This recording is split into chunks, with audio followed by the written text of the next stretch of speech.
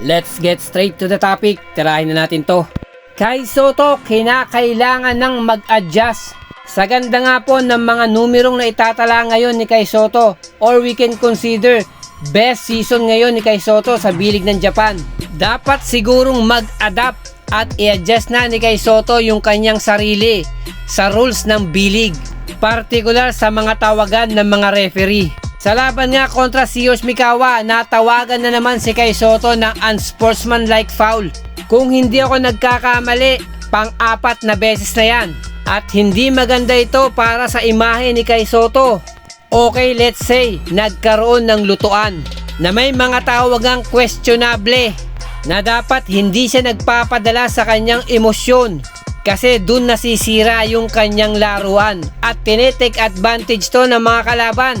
At since may history ng unsportsmanlike foul na si Kai Sotto at nasuspindido pa, na obvious naman ito na yung ginagamit nilang weapon o sandata para pangontra kay Kai Sotto. In result, sira ang laro ni Kai Sotto.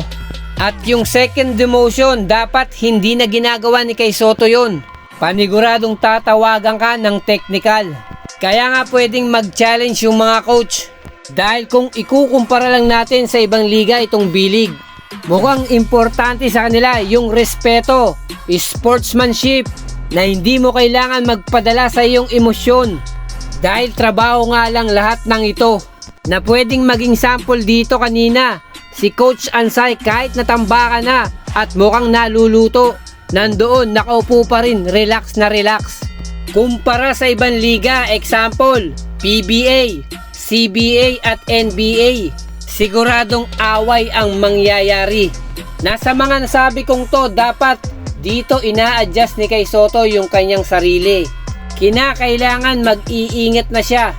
Never commit unnecessary foul.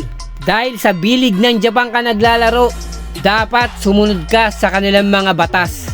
Kahit nga feeling mo nagkakalutuan, pabor yung mga tawagan sa home team. At mukhang mainit ka sa mga mata ng mga referees. Kinakailangan lang laruin mo yung laro na kanilang ibibigay.